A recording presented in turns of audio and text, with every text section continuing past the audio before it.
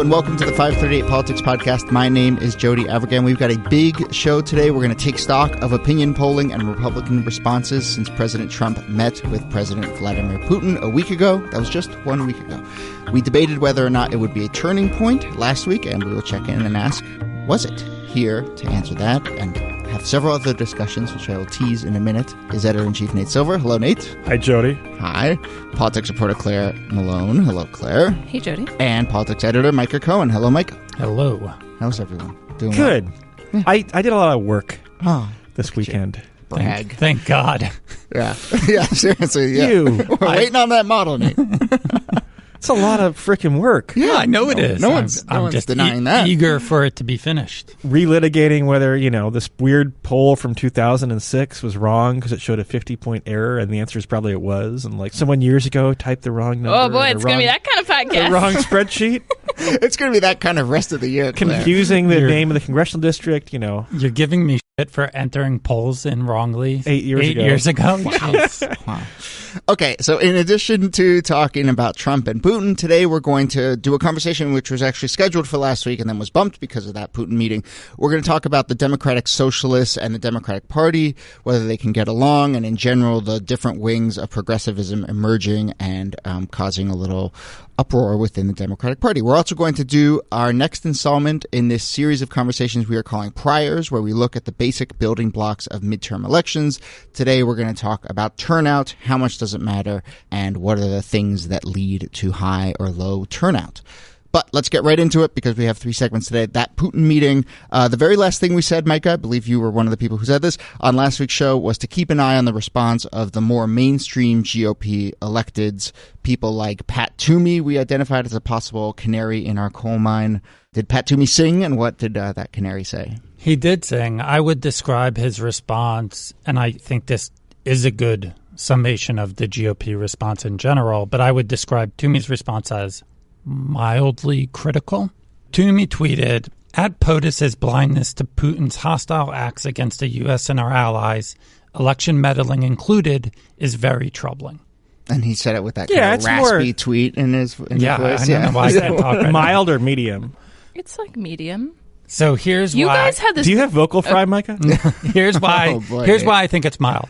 He added the POTUS account, which I think is and hilarious. not the real Donald which Trump I account. think is hilarious that we are now at that Parsing level that. of. Am I wrong? What if we I actually? don't know. I think you might be. So it's like a tomatillo. What?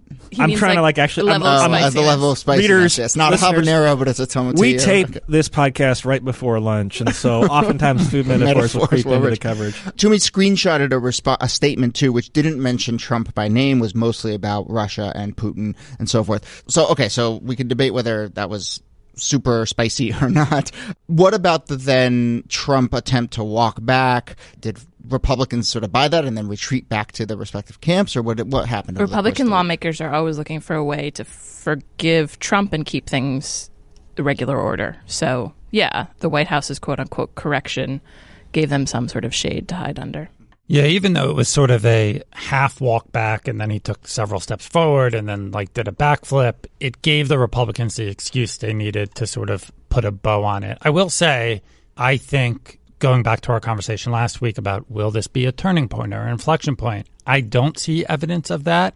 It did, however, if you're talking about what are the range of possible theories to explain Trump's coziness to Russia, it did seem like the Trump-Putin press conference sort of made people a little more willing to entertain the more outlandish side of that spectrum. And that could have lasting... Of compromat. Yeah, that could have lasting... I mean, I don't see evidence that it isn't a turning point. Is that the right way to evaluate turning points? No, I think it's well, we're only a week out, so how would we know? Yeah. In terms of the polling impact, there's been only one, what we call gold standard poll. Mm-hmm. Wasn't there an ABC poll too? Yeah, but didn't check the overall impact on Trump's approval. I mean, it tells a somewhat ambiguous story. And one of those polls, the NBC poll, got a lot of hype, but it was only conducted kind of in the middle of this. Half was before the Helsinki press conference. And what did that one show, though? Or what are you reading? It showed pretty number. It showed Trump at 45%, which is up from 44%. That's a good number for Trump, but it's also not really a great data point because the timing is awkward. But I don't know. It feels to me like the dialogue is a little bit different. One thing they did change, I think, in the ABC poll is that people are now more willing to believe that Russia did interfere in the campaign. I mean, how do you measure a turning point? I don't know. It seems like there has been somewhat sustained focus on Russia. It seems like Trump has been trying rather blatantly to distract from that by kind of threatening to go to war with Iran. Yeah, I mean, that's exactly what you predicted. The problem with this, like analyzing it a week out, is that when we try to measure people's long-term responses to the gun issue right after a mass shooting, it's like, all the polling is like a little bit skewed right away, and you kind of have to wait and see for a little bit. So like right now we're trying to obviously talk it through and theorize it out, but we won't know how this is going to play in the fall. I mean, I think like we won't know if this is a turning point until we look back. It's the same way people say, "Oh, we didn't know it was a recession until whatever a year later." I mean, I think it gives Mueller some degree of protection. Yeah, I agree with that. It makes it harder for Trump to fire Mueller. It makes it harder to criticize Mueller, like House Republicans trying whatever they're doing. They're like trying to impeach Rosenstein. But look, what I look for a turning point, and maybe I shouldn't look for in this area, but I look at elected Republicans and Republican voters. And the polls after the press conference showed Republicans mostly supported Trump, but not in the overwhelming numbers they do by default, right? But I guess in elected Republicans, it's what we were talking about earlier, what Claire said, which is they retreated back to their normal, hey, we support the president, which is sort of what you'd expect. I don't see evidence that the new equilibrium includes a more oppositional stance from Republicans than before. But you guys are right that it's only a week out and maybe it's early to declare that. It's not to their advantage right before the midterms to like take bold stances against Trump. As always, politics in general is small c conservative. So these people are playing it safe. Yes. I think you could see, once all the primaries are over with, maybe a little bit more spice in the rhetoric from Republicans criticizing Trump. I'll also say that, like, in general, I've taken a very, like, this is all talk, no action, and sort of dismissing GOP criticism of Trump from, like, Flake and McCain and Sass and the usual suspects. Our colleagues Perry and Julia had a great piece today, though, pointing out that there is some sort of research suggesting that that kind of rhetoric does have an effect in constraining Trump. And there are some examples they gave of it constraining Trump in real time. For example, Trump sort of hinted is maybe a bit underplaying it, actually, that he wanted to fire Sessions. There was a big pushback on that from congressional Republicans. Sessions is still there, right? So I don't want to dismiss even the medium pushback from Republicans that we did get. In a weird way, Trump hasn't quite forced Congress's hand. I think I wrote a piece maybe almost a year ago that said, there's going to be this confrontation coming because inevitably Trump will either pardon someone directly connected to the Russia investigation or fire someone in the line of authority in that investigation or have a cabinet shakeup where someone who's seen as a hack or apparatchik is appointed there, right? And there hasn't been any of those things happen yet. Maybe it's luck, maybe by design, but there hasn't been a big climactic vote. I'm not sure that Trump would want there to be a big climactic vote. The one thing you can criticize, though, is that Republicans have not gone through with efforts that are proposed to explicitly protect Mueller. There have been bills, I think, by Chris Coons and Tom Tillis and people like that, and McConnell has refused to consider those so far, which is, a powerful, I think, argument in the it's just words critique. Yeah. The Supreme Court nomination could be an interesting fault line, too, if Kavanaugh, and there's evidence based on previous remarks that he's made that maybe he's a fairly big fan of broad executive powers. And so that could yield some interesting questioning potentially. All right, let's move on because we have two other segments to get to today. But we will, of course, keep an eye on all of this. More polls come in. We'll look at the approval rating. But listeners, you were very good last week at flagging responses for us. So if you continue to see evidence either in statements by Republican elected officials or other data points that may hint at turning point or not turning point, keep flagging them for us on Twitter. It's been very helpful to kind of keep that conversation going between tapings of this podcast. Up next, we're going to talk about the Democratic Socialists of America and their relationship to the Democratic Party and the role of progressivism in the Democratic Party in 2018. But first, let me tell you that today's podcast is brought to you by Bespoke Post. Bespoke Post delivers a monthly themed box of awesome. That's what it's called. It's full of great stuff to upgrade your style, apartment, and life. You pick a theme, style, grooming, cooking, drinking, or travel, and Bespoke Post sends a new box every month that you are guaranteed to dig. Bespoke Post scouts out quality and unique products around the world, delivering them to you every month without high retail markups. To get started, visit boxofawesome.com. They got that website, boxofawesome.com, and answer a few short questions that will help them get a feel for the boxes that'll best go with your style. Whether you're in search of the perfect drink, a well-kept pad, or jet setting in style, Bespoke Post helps get you there, improving your life one box at a time. Each box goes for under $50, but has more than $70 worth of unique gear waiting inside for you. As I said last time, there's some opportunities for arbitrage here. On the first of each month, you'll receive an email with your box details. You'll have 5 days to change colors and sizes and add extra goods to your box. And if you're not feeling that month's box, you can just simply skip it. To receive $20 off your first subscription box, go to boxofawesome.com and enter promo code POLITICS at checkout. That's boxofawesome.com, where you can also get a sense of what will come in these boxes. Promo code POLITICS for 20% off your first box. Today's podcast is also brought to you by Quip toothbrushes. The truth is, most of us are brushing our teeth wrong, not for long enough, and we forget to change our brush on time. That's because most brands focus on selling flashy gimmicks rather than better brushing, but not Quip. Quip is an electric toothbrush that's a fraction of the cost of bulkier brushes while still packing just the right amount of vibrations to help clean your teeth. Quip's built-in timer helps you clean for the dentist recommended 2 minutes with guiding pulses that remind you when to switch sides. So you brush for 30 seconds on one side and then a guiding pulse tells you to move on to the next side. Quip's subscription plans are here for your health, not just for your convenience. They deliver new brush heads on a dentist recommended schedule every 3 months for just $5, including free shipping worldwide. Quip also comes with a mount that suctions right to your mirror and unsticks to use as a cover for hygienic travel, so you can take your Quip and its guiding pulses wherever you take your teeth, which is hopefully everywhere.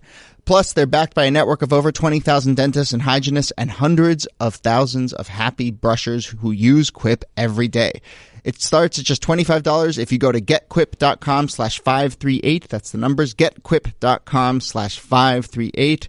I'll spell it out for you, getquip.com/538. All right, we're back, and we want to talk about Democrats and the Democratic Socialists and whether they can get along. Since Democratic Socialist Alexandria Ocasio-Cortez won the Democratic primary in New York's 14th congressional district last month, the tension between the two has, I don't know if it's risen or fallen, but certainly gotten a lot more attention. So let's talk about it. Claire, do you want to start here? I mean, how do you view the relationship between these wings of the party, and particularly since that Ocasio-Cortez win, has it shifted? Sure. Well, the Democratic Socialists of America are a separate political party from the Democrats. Often they run in Democratic races because obviously they're on the left. And we've seen a huge upsurge in DSA membership since Sanders ran in 2016, which I think is an important trend to note. A lot of young people are joining the party. And I think what is interesting with Ocasio-Cortez's victory is it's sort of, in some ways, the highest profile example we have of loud, boisterous progressives making waves in the Democratic establishment. She's identifying as a Democratic socialist, but running within the Democratic Party. And actually, you saw similar things in California with the activists in the California Democratic conventions declining to endorse Dianne Feinstein, saying, listen, she doesn't live up to our standards. Those were sort of vocal activists saying, this won't do for us. And I think that kind of thing is happening all over the country. I think DSA is a really interesting movement, but in some ways I think it's like a stylistic difference. Like, I think one thing that Democrats took from the 2016 election and Sanders, the difference, I think, in people who voted for Clinton in the primaries versus Sanders in the primary, often you would listen to Clinton voters and they would say, he doesn't have any policy plans. He doesn't have any realistic policy plans. Clinton does. And I think what people learned almost from a how to sell yourself as a politician point of view is that Sanders was selling people a broader vision of what he wanted for the country. He was better at the marketing of what it is to be a progressive in America. And it kind of was like, well, we'll figure out the details later. And a lot of politicians will say these things like, people just want to, the voters just want to hear about policy and blah, blah, blah. They actually don't want to hear about the details of policy, in my opinion. They want to hear the broad strokes. They want to hear people say the Democrats are the party of the working people, and then they want to figure out the details later. And in a lot of ways, in my read of things, the Democratic Socialists are sort of a way for, I perceive, like younger people to connect back to kind of this original vision of the Democratic Party. I mean, it started off as a party that often attracted working class people, immigrants, back in the day of machine party politics. And I think in a post-financial crash world where a lot of young people came of age in this fractured, incredibly kind of corporatized America, there is something attractive about the idea of Democrats as the party of the working man. And Democratic Socialists have done an interesting job of harnessing that energy in a way. And we can talk later about young people not having the same aversion to the label socialist. Mike, you're giving me a look. No, I agree with that. And the role of the label in all this, I think, is interesting. I forget who wrote this, but somebody quoted someone as saying in one of the pieces we read on this that, like, when young people hear socialism, they're thinking of Canadian healthcare, not the USSR. And that to me was like oh, right, that makes total sense moment of like, that label doesn't carry the same sort of connotations. And there's even a split. If you look at, I think it's Gallup, I'm going to have to check back, but there are polls that show like even in the generational splits between younger people, let's say all of us here are in our 30s, we have like a different... Nate's 40, I think. 40. Wow. All right. You have to use the whole number. The demographic sliver of like attitudes towards socialism and sort of like older millennials versus younger millennials is actually even different. So I think a lot of it has to do with like how much were you exposed to the Cold War when you were younger? So there's that Gallup poll that shows people ages 18 to 29 see socialism and capitalism as about equally good, whereas older people see capitalism much more positively. Yeah, I think that's a really interesting teeny split right there. Can we go back to this question of the party? Because this gets, I think, the DSA doesn't position itself as a proper political party. Sometimes positions itself as a network. They're not a political party. Right. They're like a group. But it gets to this larger, deeper question of working within the democratic system versus working outside of it, and then I guess the even larger question of is this just another form of a progressive strain we've seen within democratic politics for generations and generations. So how do you view that, Mike? I mean, does it matter kind of how this fits into the existing democratic machine? I think it does. I think the DSA candidates are smart to try to work within the Democratic Party in the same way that Trump was smart to run as a Republican rather than as an independent.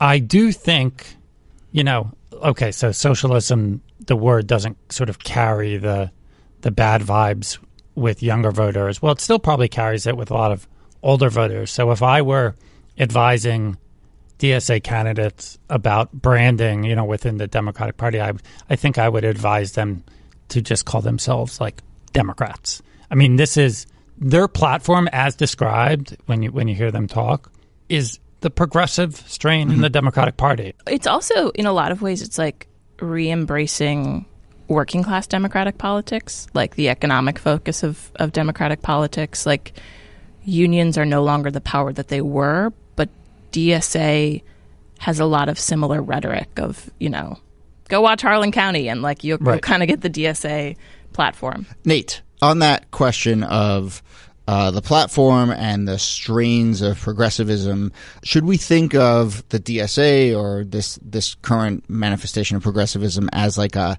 leading indicator or a lagging indicator? Meaning, is this something that was already out there? People were sort of more sympathetic to Canadian-style socialism, and now finally politics is catching up? Or is this really a manifestation of political leaders pushing in that direction? I think it's generational in the sense that for a long time socialism was a dirty word, and if you look at polls of Americans, there are still people, and it probably is did you kind of grow up in the Cold War or not? And so do you think of socialism as the USSR or as like Sweden, where you have nice furniture and everyone is blonde and good looking, and taxes are high and the food's weird? I agree with that.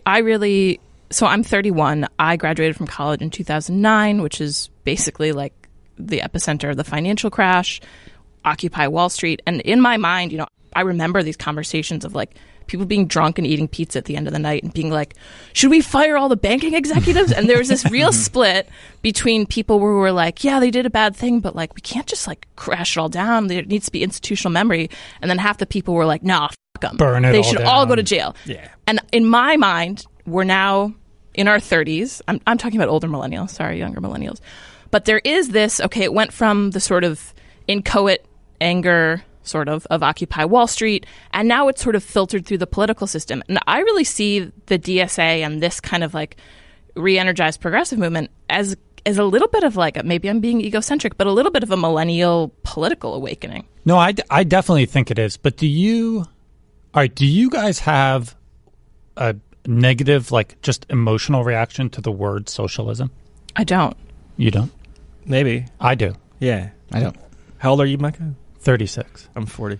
I also think listen, I grew up pretty Catholic, and social justice, which is now, Yeah. the term social justice warrior has sort of has a new place in liberal society as meaning, crazy liberal hippy dippy. But the way I grew up, social justice always was attached to basically Catholic, Catholic social teaching about how to take care of the poor. I went to a Catholic college. There was a Center for Social Justice, and so it's interesting to me where socialism and social justice kind of intertwine in my head, and a lot of those movements to take care of the poor that were fostered by a lot of Catholic leaders, they have elements of being very much tied up with the left of this country. So my parents probably have different attitudes toward it, I would say, because they grew up, right after World War II. But yeah, I don't think I have this similar, in some ways it's taken on a more academic.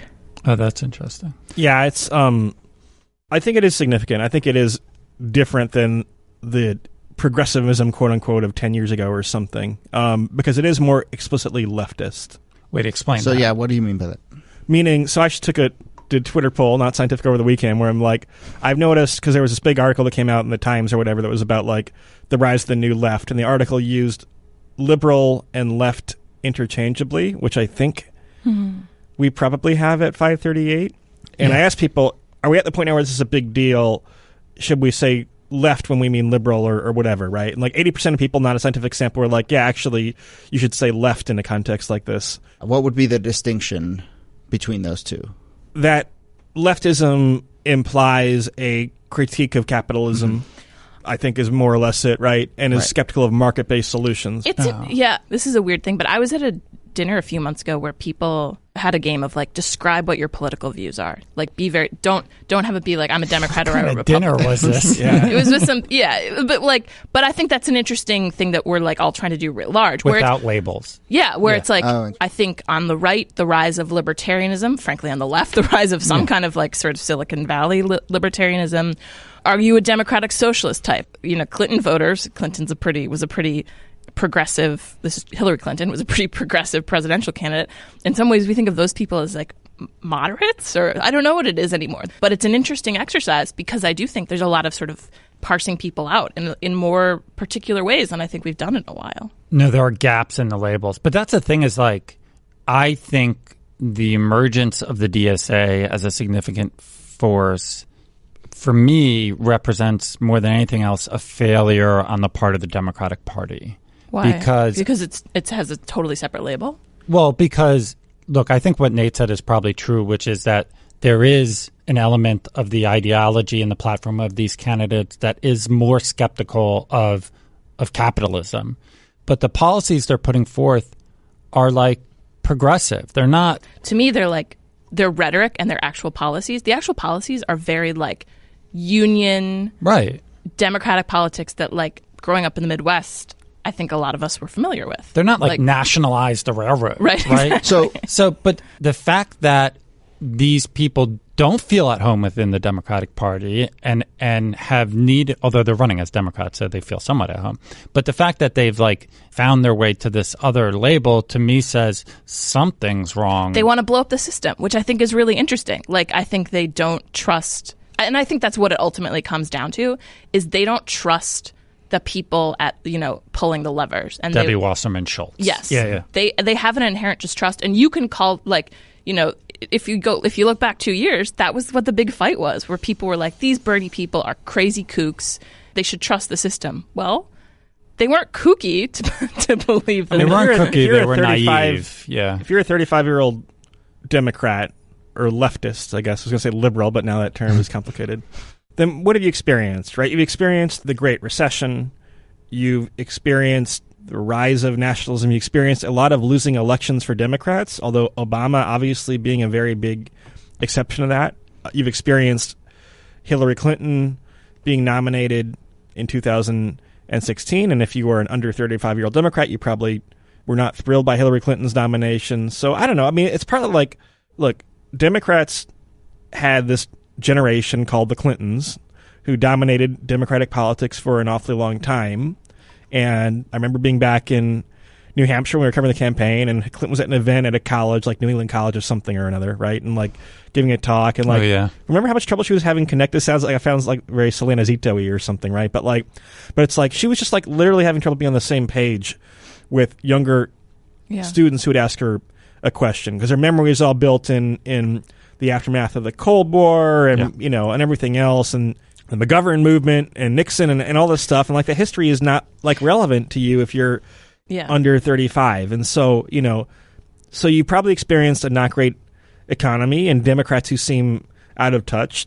There is this really ambivalent relationship between, I think, the left and Obama, which probably is worth exploring more. And actually, I think like the left's embrace of tech companies and that has now all kind of gone sour, I think has led to some sort of alienation of younger people who are like, we kind of knew this was screwy, like, but you guys all were like, yeah, Silicon Valley is a great alternative to Wall Street. Well, every guy I know who worked for Goldman has now moved out to San Francisco. Right. So it's like this transference of the Democrats, I think in some ways were on like the wrong side of tech and privacy and all that stuff, and it helped them win big elections like 2008, but it also put them in bed with some people who are now uncomfortable figures in American life, like Mark Zuckerberg. So let's talk a little bit about how this is manifesting itself in this election that's upcoming, and then I think to 2020. And it's probably important to talk a little about the difference between how it will manifest itself in a midterm versus a presidential. But Micah, do we see a strain of progressivism so far in our elections? How big of an impact will this wing of the Democrats have on 2018?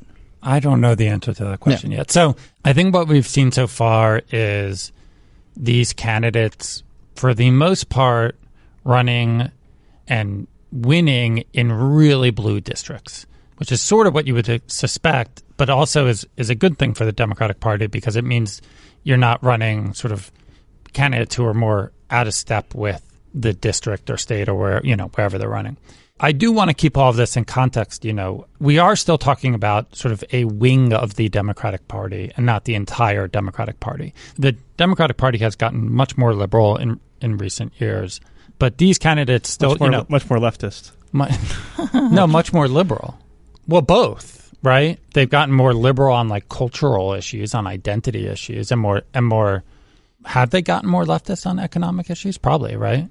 Well, the embrace of I do think, to Claire's point, the embrace of kind of the Silicon Valley titans is interesting because there was a lot of fusion in Obama in politics between the kind of tech world and like the all his staffers went to work for startups. They all went to work for Uber. Yeah. Some are hosting podcasts. Ew, after they work for Uber. But Micah, finish that thought about kind of what we're seeing this fall. Yeah, but so I think it's a little early to say. We're doing this like big project where Nathaniel Rakich, 538 writer, is working with ABC and actually the folks at Ballotpedia. We're like collecting a bunch of data on every Democratic primary candidate. We're also going to do Republicans, but I don't want to scoop too much of the story. But like, okay, take Our Revolution. That's the Bernie PAC. They've endorsed 72 candidates. 23 of them have won. Mm-hmm. Now, is that good or bad or somewhere in the middle? I'm not sure. On the surface, the answer is it's not good.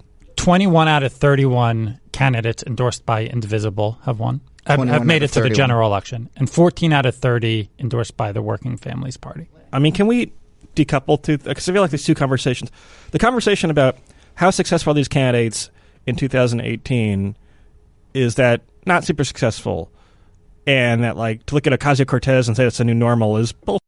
It's a sexy story right now. It's also, who cares? Because in the long term, this probably is the future of the party. Yeah. And so, so it's like very overrated, not very overrated, but like overrated in the near term and underrated in the long term, in my estimation. And you much rather have the long term than the near term. I think it's an interesting, because so many people were surprised by her victory, you've seen a lot of headlines lately being like, oh my God, DSA and the Democrats. Yeah. Whereas this stuff has been percolating since, back in the DCCC nominating convention right after the election, where everyone had their own kind of not DCCC, sorry, the DNC nominating convention. And it was Perez right. versus Keith Ellison, and everyone had their horse. This stuff has been going on for a while. Well, it's also, I think, I think all the attention Ocasio-Cortez got speaks to what you were saying, Claire, about it being generational. There were media stories of that. Look at how she uses social media. It's amazing. She's just mildly proficient at kind of being a person under 80. So that's underselling it, but I know what you mean. No, that is. It's a good line, though. Not giving her enough credit, but I'm not sure, Nate, that we know that they're underperforming. This is part of what this project we're working at is trying to answer. I mean, Nate, you should answer that, but I want to say that I think what's happening is Democratic leadership is freaked out about spooking swing voters, and you've got assholes like Jim Comey getting on Twitter and being like, Democrats don't succumb to socialism, where it's just okay, it's just an interesting weighing in by, but Pelosi herself, when she reacted to Ocasio-Cortez's victory, very much said, well, it's one district. Right. Congratulations to her.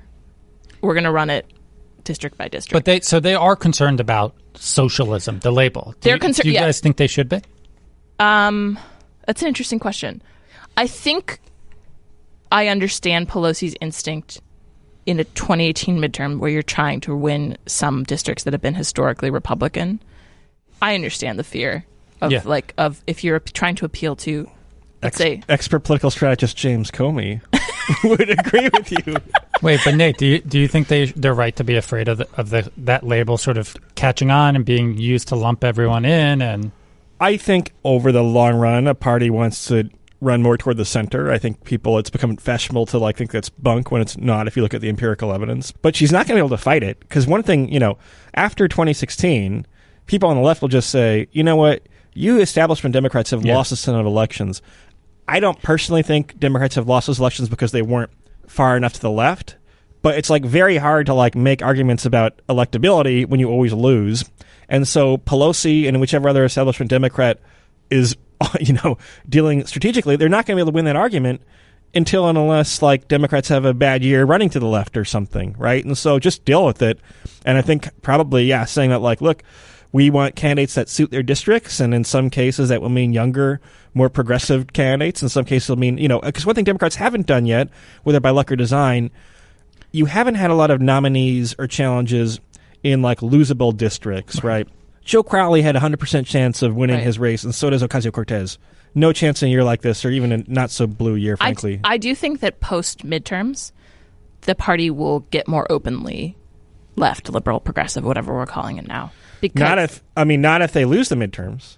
If they lose the House, I think the media will latch on the narrative of Democrats move too far to the left. No matter what, there's going to be a high-profile presidential candidate who is going to embrace the DSA type vibe. I think you're right that the 2020 primary process will put a flag on the left that will have a center of gravity. The other thing is just on whether they should be afraid of the term socialism or socialist. There's this Time story about all these candidates, and I had a quote from one of the Republicans running against a candidate that was kind of in this vein, and the Republican wrote on Facebook, quote, "We cannot afford to have Democrats, let alone democratic socialists, take over our county and state."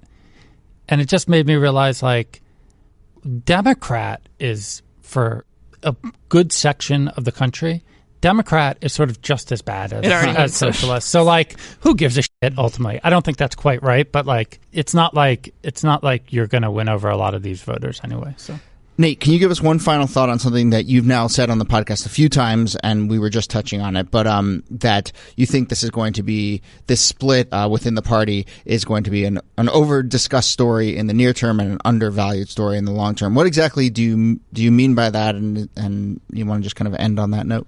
I mean, the short-term punditry is stupid in that you have like 435 congressional districts around the country, and you're going to have, on average every year, a couple of upsets, and you can like tell whatever narrative you want around them, but you have to look at the bigger picture to see like how are these candidates doing overall. And the answer is okay-ish, but not spectacularly.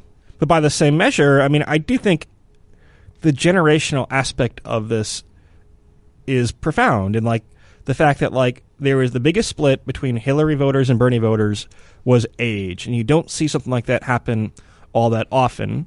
I mean, it literally went from like, you know, over 35 was like 75-25, maybe it's a little exaggeration, but like 70-30 Hillary, then it's like 70-30 Bernie if you're under 35. I mean, it's really sharp, and like, you know, I mean, to me it seems obvious that like if there's a big generational split, as that generation ages, becomes more powerful, you do see, I think, already online where the voices tend to be a bit younger, right? You know, I think the left is kind of very powerful already in like kind of progressive media circles, right? And you see kind of a lot of the discourse about, you know, all the attention that was given to Ocasio-Cortez was partly because there are a lot of people who are younger progressives or leftists or liberal, what do you want to call them, who now frame conversations and work for lots of periodicals and publications. And so I think that will change. I think you'll go from Jacobin's moment. But maybe I don't know how you necessarily parse the different parts of it. You know, in some ways I think it might actually not be some of the old traditional leftist organizations, although they're real. But anyway, yeah, I do think that like Bernie Sanders fans in 2016 could complain with some legitimacy, maybe not 100% legitimacy, that his candidate didn't get a lot of attention and wasn't taken seriously, right? I think that will be different from 2020. I think that there'll be no lack of attention towards storylines about the emergence of left-wing candidates in the Democratic Party. And there will be very little like, oh, this person is too liberal to be a serious contender. Mm-hmm. But look, like, I agree with most of that, and I agree that the idea of this split in the party is way overdone. And mostly I think that because the party has grown incredibly liberal. Like the left side of this split has already won this fight. It's the Democratic Party. You know, whether you call it DSA or whatever, it's like the split is between progressives and more progressives, you know. Okay, we're going to leave it there. Obviously something we'll continue to watch, and as we're saying, will continue to be a big factor going into 2020. But up next, we're going to end by doing another installment of our hit series Priors, and we're going to talk about turnout during midterm years. But first, let me tell you that today's podcast is brought to you by WordPress. You've mastered your field, grown your business, and now you're ready to share your expertise. You know you can deliver. Now it's time to tell and find your audience. Make it easy to stand out, reach new customers, and build your credibility online when you build your website on WordPress.com. You don't need experience with code or design. WordPress provides all the tools you need to get your site up and running. Their customer support team is there to help 24/7. That's Monday through Friday and the weekends. They have e-commerce site options ranging from a simple and effective buy button to a complete online store. Plans start at just $4 a month and include custom domains so you can get your site name exactly the way you want it. We know a little something here about trying to get the right custom domain. You can go find it with WordPress right now. When you're ready to expand your business's online reach, WordPress makes it easy with built-in SEO, social sharing, and specialized plugins to meet your needs. Nearly 30% of all websites run on WordPress. Build your brand online with the same tools that some of the world's biggest companies and publishers use to power their sites. That's WordPress. Go to wordpress.com/politics for 15% off right now on any new plan purchase. Once again, that's wordpress.com/politics. 15% off at wordpress.com/politics. All right, we're back, and it's time for the latest installment of Priors. This is the series of conversations we're having where we're going to lay out some of the basics that go into understanding midterm elections. So far, we've talked about the role that partisanship plays, the role that the economy plays. Today, we're going to focus on this question of turnout. So, Nate, there's this, conventional wisdom, this adage that turnout is better for Republicans in midterm years and better for Democrats in presidential years. How do you go about thinking about turnout through that party lens? Well, one way is to compare voter preferences among registered voters to either likely voters or people who actually turn out based on exit polls and so forth. And what that shows is that Republicans tend to have a turnout edge in midterm years when a Democrat is president. When a Republican is president, then because midterms are all about balancing and backlash, frankly, then that tends to even out. It doesn't even out to the point where Democrats have an edge usually, but it does mean that the time to be really concerned about a turnout gap is a year like 2010 or 2014, for example, when you had a Democratic president, right? That's a basic kind of prior. And so what are the different factors that go into deciding the level of turnout and who does turn out? I mean, people want to feel as though their vote matters. Obviously the ground game, quote unquote, can matter to some extent. People want to feel their elections are competitive.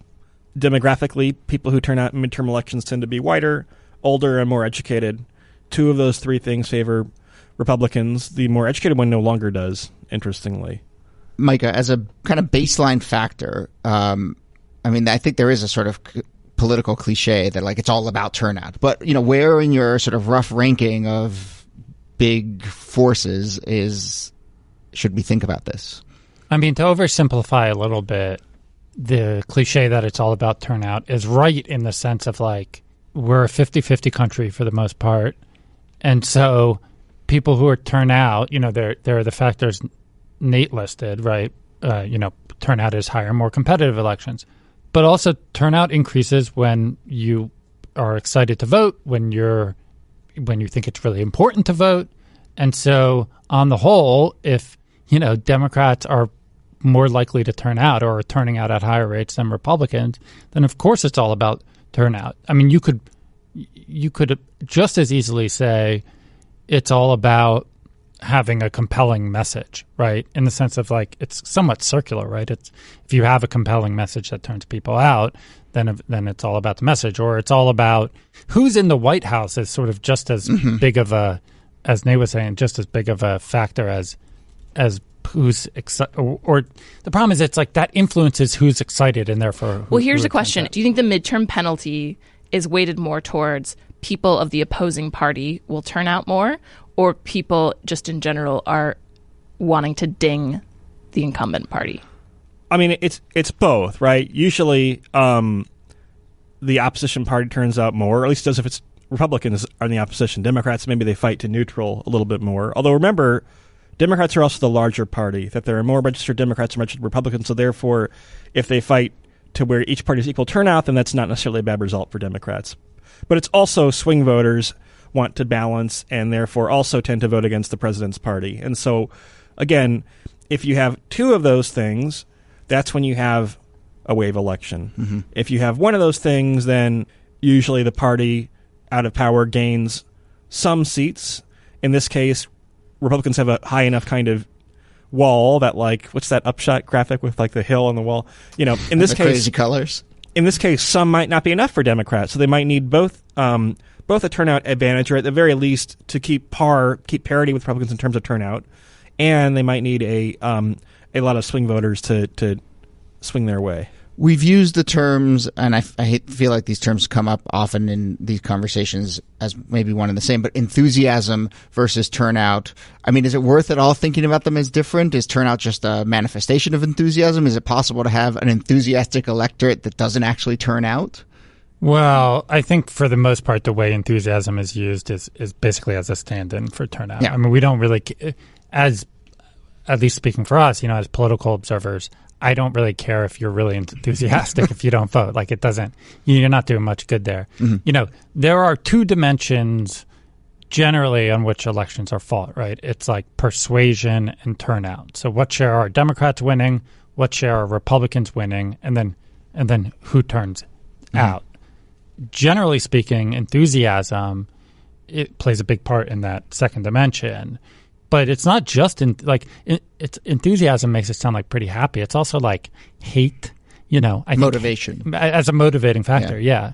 Hate is a powerful emotion. It is. I've wanted to have this conversation forever. We should about hate. No, about there is something deeply wrong with this country that it swings so wildly back and forth. The fact that the midterm penalty, country elects a president, and then in the very next election, sort of dings his party. Almost without fail. See, I think there should be bigger swings. That is bizarre. No, that's bizarre. But all it takes for a midterm panel, even now with as many districts being gerrymandered or districted the way they are, all it takes is if you go from 50% of the country voting Republican to 44%, that's a to go back, landslide. But to go back right? to Micah's, that's not that big a change. It's one every. But to go back to Micah's point about it swings so wildly, do you think the primary reason for that is anger? Anger is not quite the right word, but I think, oh God, I don't know what it Maybe is. Maybe it is. I mean, that's an interesting thing. I think anger and hate are powerful things. I guess I do think it is. I think it is very easy to line people up against something. Mm-hmm. And that is why, or that is a reason why midterms tend to go against the president. To paraphrase the wonderful novelist Claire Massoud, being angry means that you give a that you care. Well, then I must give a lot of yes. Nate, let's end with a very concrete question, which is, you're working on the midterm forecast, as we discussed earlier. Is turnout something that is... Nate gets this guilty look anytime the forecast is mentioned. It's like when I'm talking to my cat about whether my cat has gone to the bathroom or not. Interesting comparison. I'm trying to think of the shamed pet. Gotcha. Did you I have an announcement to make, by the way. Did you poop? I know you pooped on that carpet. Nate, have you worked on the model? I have an announcement to make. Yes. There will be no Nowcast. Wow. You're breaking news on this? No, we already decided that a while ago. No, but is this the first public announcement of it? Wasn't there someone a few years ago who was vehemently making an argument against the Nowcast and why it was flawed? Who was that? Someone tried to sue us because they said we have used the term Nowcast in other mediums. I can't comment on any Nate, legal matters. So for the forecast that you're building for this fall, whatever manifestation it takes, is turnout something that is directly accounted for in the model in some way? Well, again, so we have an issue where at this time of year, you have polls that are released among registered voters instead of likely voters. And so one thing we have to figure out is how will those change? Democrats are ahead, whatever it is, 8 points on the generic ballot, but almost all those polls are registered voters. Will that advantage increase or decrease? So it's something the model tries to figure out. And the answer is that so far the evidence is pretty mixed. Probably 8 among registered voters probably translates pretty well to 8 among likely voters, but we'll see. Kind of once the big polls switch over to likely voter models, which often doesn't happen until Labor Day, then you could see a change. Also arguably special elections are a relevant variable insofar as they take place among actual voters. Democrats have done really well in special elections for the most part this year, better than you would infer from the generic ballot alone.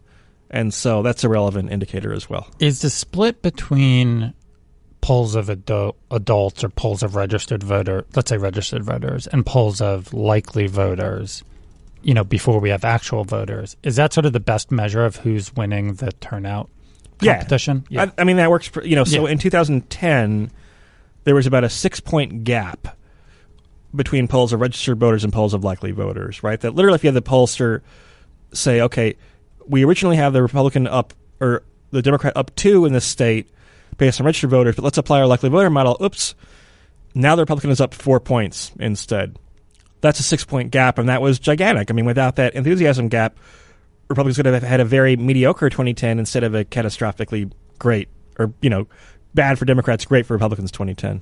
Okay, we're going to leave it there, and we will... What an interesting episode.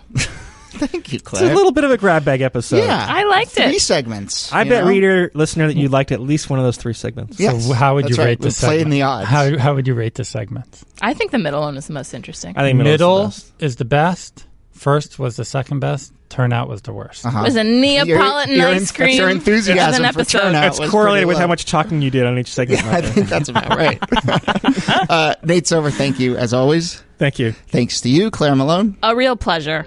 And A real You know pleasure. what? Now I'm that starting was to like doubt all the nice things you've said over the last It's like a 45 little bit seconds. of a 1920s gangsta. What do you say? accent. What do you say? I'm a gangster's mole. When was the last time you watched Who Framed Roger Rabbit? That movie I've never watched that holds- movie. What? Not that long. I was not Great allowed to movie. watch it. That Great movie holds up Is that so when well. Jessica Rabbit is? Yeah. it's Yeah, I wasn't so allowed to good. watch that You because should she was watch it. too sexy. Jessica Rabbit is a woman in a relationship with a rabbit. That's correct. A male rabbit. Yeah. Despite some of the disturbing That makes it undertones, okay. As long as it's a heterosexual relationship, then you should rewatch that movie, folks, though. It's really good. All right. Micah Cohen, thanks to you. my pleasure. My name is Jody Avirgan. If you happen to be listening to this from Los Angeles, I'm doing a live event on Thursday, August 2nd, related to this other part of my podcast existence, the 30 for 30 series, but I'd love to see you Thursday, August 2nd. Really? Send me an email. You can find me on Twitter. I'll be out in LA on Thursday, August 2nd. Galen Druk is our producer. Tony Chow is in the control room. You can get in touch by emailing us, podcasts@538.com, or you can tweet at us with any questions or comments. Thanks again for listening, and we'll see you soon.